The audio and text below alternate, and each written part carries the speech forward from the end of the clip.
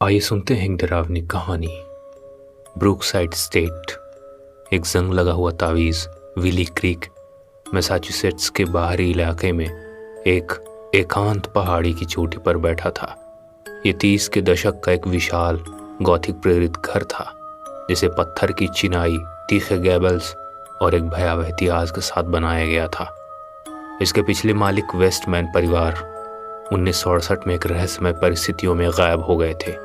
अब आधे सदी के बाद कायरा और लियाम इस ऐतिहासिक खजाने के नए मालिक थे। लियाम एक इतिहास के प्रोफेसर इसके अब सामान्य अतीत से उत्साहित थे। कायरा एक वास्तुकार इसकी पुरानी वास्तुकला को बहाल करने के बारे में आशावादी थी। वो न्यूयॉर्क शहर की अपनी भीड़ भाड़ वाली जिंदगी को छोड़कर यहाँ शांति की तलाश में आए थे। शुरुआत में सब कुछ बस पुराना था। फर्श चरमराते थे, खिड़कियां खड़खड़ाती थीं और बेसमेंट में हमेशा एक तहखाने वाली मिट्टी की गंध रहती थी। कायरा ने इसे पुरानी संरचना के गुण मानकर खारिज कर दिया, लेकिन कुछ चीजें तर्क से परे थीं। एक रात कायरा आधी रात को जाग गई। लियाम अपनी तरफ शांति से सो रहा था। पूरे घर में एक गहरी, हड्डी चिल्लाने वाली खामोशी छाई हुई थी। यह शहर की खामोशी नहीं थी, यह ऐसी खामोशी थी जिसने हवा को भारी कर दिया। ऐसा महसूस हुआ जैसे सारी आवाज़, यहाँ तक कि उनकी अपनी धड़कनें भी निगल ली गई हों। उसने लियाम के हाथ को छुआ। वो बर्फ जैसा ठंडा था। वो उठी और कमरे से बाहर निकल गई।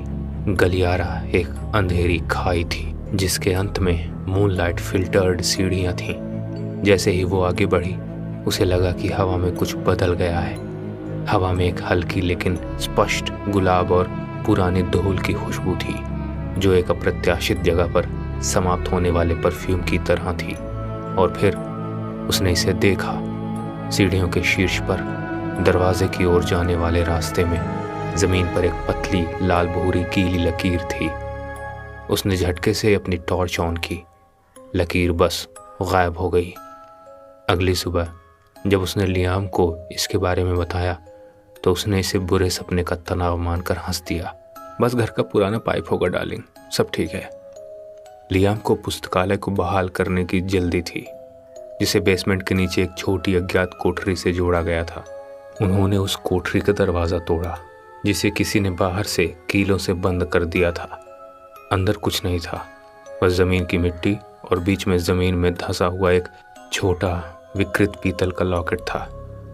लॉकेट में एक स्याही वाली धुंधली तस्वीर थी, जिसमें एक छोटी लड़की एक कठोर महिला के बगल में खड़ी थी। दोनों ने 20वीं सदी की फैशन की पोशाक पहनी हुई थी। लॉकेट के पीछे खुरच कर लिखा था HV 1932। उस दिन दोपहर में कायरा ने बेसमेंट में काम करते हुए एक आवाज़ सुनी। ये एक रोना नहीं था, ना ही एक कानाफूसी। यह ऐसा था जैसे एक बच्चे का दुखद गहरा आघात हवा में कंपन कर रहा हो। एक ध्वनिक प्रतिध्वनि जो उसके कानों के बजाय उसकी छाती में बज रही थी। उसने जोर से आवाज़ दी, लियाम, क्या तुम वहाँ हो? कोई जवाब नहीं, लेकिन वो दुखद आघात। जब लियाम वापस आया तो वे बेसमेंट की हर इंच की तलाशी लेने गए। उन्होंने कोठरी के पास की दीवार पर ध्यान दिया। प्लास्टर अन्य जगहों की तुलना में हल्का था। लियाम ने दीवार पर हथौड़ा मारा। ये खोखली आवाज़ कर रहा था। वो दोनों डर गए। लियाम ने छेनी ली और प्लास्टर का एक टुकड़ा हटा दिया। अंदर उन्होंने देखा कि ये एक ईंट की दीवार नहीं थी, ये एक लकड़ी का अवरोध था, और उस पर हाथ से मोटे तौर पर लिखा हुआ था, हमें यहाँ मत छोड़ो, वो उन्हें खा रही है। चुप, उसे तुम्हारी आवाज़ पसंद नहीं है। अक्षर खून में लिखे गए थे। घर का माहौल तेजी से बदतर हो गया। चीज़ें गायब हो गईं और कुछ देर बाद अपनी मूल जगह पर वापस आ गईं। दरवाजे जोर से बंद होने लगे, हालांकि कोई हवा नहीं थी। एक रात कायरा ने रसोई में गिलास पानी लेने के लिए नीचे जाने की हिम्मत की। जैसे ही वो हॉलवे से गुजरी, सीढ़ियों पर एक छाया पड़ी। ये एक पतली लंबी आकृति थी। अचानक घर की वो सर्वव्यापी दमनकारी खामोशी फिर से छा गई। उसके कान बंद हो गए। वो अपनी धड़कन नहीं सुन सकती थी। फिर वो आकृति घूमी। कायरा ने देखा कि ये कोई इंसान नहीं था, ये एक स्याही जैसी धुंधली काली छाया थी, जिसकी कोई विशेषता नहीं थी सिवाय 2 स्थानों की। जहां उसकी आंखें होनी चाहिए थी। वो चमकती सफ़ेद गुस्साए हुए तारे थे।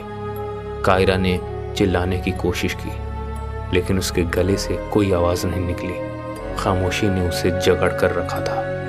वो आकृति धीरे धीरे गलियारे में उतरने लगी। जैसे ही वो पास आई, कायरा को अपने दिमाग के अंदर एक आवाज़ सुनाई थी, जो 100 दुखद बच्चों की आवाज़ों से बनी थी। एक भयानक कोरस, चुप रहो, वो सुन रही है। कायरा पीछे हट गई लड़खड़ाती हुई। उसकी पीठ दीवार से टकरा गई और उसे लगा कि वो अपनी बेजान त्वचा पर खुश्क सूखी चीज़ को छू रही है। वो टॉर्च का फ्लैश मारती है। वो चीज़ एक दीवार नहीं थी, ये एक चित्र था जो कल वहाँ नहीं था। ये एक महिला का पोर्ट्रेट था, जिसकी विक्टोरियन शैली में गंभीर मुद्रा थी, लेकिन उसके चेहरे को जानबूझकर खरोंच कर हटा दिया गया था। उसकी पोशाक का रंग पतली लाल भूरी गीली लकीर से मेल खाता था, जो कायरा ने पहली रात देखी थी। वो चीखती हुई भाग गई। आखिरकार खामोशी टूट गई। सुबह कायरा ने लियाम को जगाया। वो जोर से रो रही थी। हमें जाना होगा लियाम, अभी। ये जगह हमें मार डालेगी। लियाम का चेहरा पीला पड़ गया था, लेकिन उसकी आंखों में अभी भी एक तर्कसंगत प्रोफेसर की चमक थी। इंतज़ार करो कायरा, मैंने कल रात पुस्तकालय की किताबों में कुछ खोजा। वेस्टमैन की बेटी हेलन वेस्टमैन, HV लॉकेट वाली, वो वास्तव में गायब नहीं हुई थी। उसने उसे एक फटा हुआ अखबार का टुकड़ा दिखाया। 1932 स्थानीय लड़की हेलन वेस्टमैन द साइलेंस के कारण दम घुटने से मरी। डॉक्टरों ने मृत्यु का कारण कार्डियक अरेस्ट बताया, लेकिन छोटे भाई का कहना है कि आवाज़ें चोरी हो गईं। वेस्टमैन ने तुरंत एस्टेट छोड़ दिया। लियाम ने फुसफुसाया, वो महिला पोर्ट्रेट वाली, वो उसकी माँ थी, जिसने बाद में पूरे परिवार को मार डाला। कहानी ये है कि हर बार जब कोई चिल्लाता था या मदद के लिए पुकारता था, तो ये द साइलेंस उसे सुन लेता था और फिर वो उन्हें ले जाती थी। हेलन को लगता है कि आवाज़ चोरी होने से उसका दम घुट गया। माँ, अचानक उसके शब्द कट गए। वो एक भयानक सर्वग्राही दुनिया को सोखने वाली खामोशी फिर से वापस आ गई थी। कायरा ने घबराहट में लियाम को देखा। उसका मुंह खुला था, उसकी आंखें आतंक से चौड़ी थी। वो चिल्ला रहा था, लेकिन कोई आवाज़ नहीं निकल रही थी।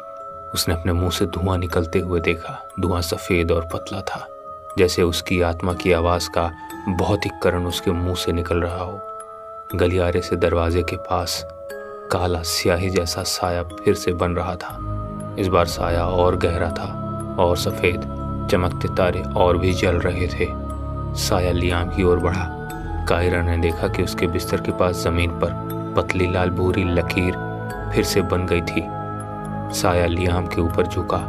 लियाम के चेहरे पर दर्द की लहरें दौड़ गई और फिर वो बस नरम पड़ गया। उसके हाथ में पीतल का लॉकेट फर्श पर गिर गया, बिना कोई आवाज़ किए। खामोशी टूट गई।